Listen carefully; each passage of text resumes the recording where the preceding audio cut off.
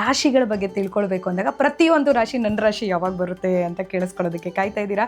ಹಾಗಾದರೆ ನಾವಿವಾಗ ತಿಳ್ಕೊಳ್ಳೋಣ ಮೊದಲನೇ ರಾಶಿಯಾದಂಥ ಮೇಷರಾಶಿ ಬಗ್ಗೆ. ಮೇಷರಾಶಿಯವರಿಗೆ ಪರಿಹಾರ ಅಂತ ಬಂದಾಗ ಇವರು ಸುಬ್ರಹ್ಮಣ್ಯನ ಎಷ್ಟು ಆರಾಧನೆ ಮಾಡ್ತಾರೋ ಅಷ್ಟು ಇವರು ಲೈಫಲ್ಲಿ ಸಕ್ಸಸ್ ಆಗ್ತಾರೆ. ಆದಷ್ಟು ಏನಾದರೂ ಒಂದು ಕೆಲಸ ಕಾರ್ಯಗಳನ್ನು ನೀವು ಮಾಡ್ತಾ ಇದ್ದೀರಾ ಅಂದರೆ ಅದು ಕಂಪ್ಲೀಟ್ ಆಗೋವರೆಗೆ ಇನ್ನೊಂದಕ್ಕೆ ಹೋಗ್ಬೇಡಿ. ಈ ಜಾಬ್ ಬಗ್ಗೆ ಪರ್ಟಿಕ್ಯುಲರ್ ಆಗಿ ಪರಿಹಾರ ಕಂಡುಕೊಳ್ಬೇಕು ಅನ್ನೋದಾದ್ರೆ ಏನನ್ನ? ಈಗ ನೋಡಿ, ಸುಬ್ರಹ್ಮಣ್ಯನ ಪೂಜೆ ಮಾಡುವಂಥದ್ದು ಸೆಲ್ಫ್ ಪ್ರೋಗ್ರೆಸ್ಗೆ. ಪರ್ಟಿಕ್ಯುಲರ್ ಆಗಿ ಪ್ರತಿ ಶನಿವಾರ ಅರಳಿ ವೃಕ್ಷ ಪ್ರದಕ್ಷಿಣೆ, ಒಂದಿಡೀ ಸಕ್ಕರೆ ಇಟ್ಕೋಬೇಕು.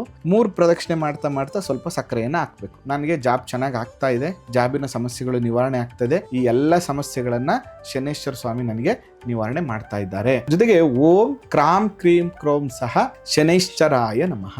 ಈ ಎಜುಕೇಶನ್ಗೆ ಸಂಬಂಧಪಟ್ಟಂತೆ ಬಂದಾಗ ಏನೆಲ್ಲ ಪರಿಹಾರಗಳನ್ನ ಕಂಡುಹಿಡ್ಕೋಬಹುದು? ಮೇಷರಾಶಿಯವರಿಗೆ 5ನೇ ರಾಶಿ ಬಂದು ಸಿಂಹ ರಾಶಿ. ಅದರಿಂದ ಇವರು ಎಜುಕೇಶನ್ ಪ್ರೋಗ್ರೆಸ್ ಆಗಬೇಕು ಅಂತಂದ್ರೆ ಗಾಯತ್ರಿ ಮಂತ್ರವನ್ನ ಜಪ ಮಾಡಬೇಕು. ಓಂ ಭೂರ್ಭುವಸ್ವಃ ತತ್ಸವಿತುರ್ವರೆಣ್ಯಂ ಭರ್ಗೋ ದೇವಸ್ಯ ಧೀಮಹಿ ಧಿಯೋ ಯೋ ನ ಪ್ರಚೋದಯಾತ್.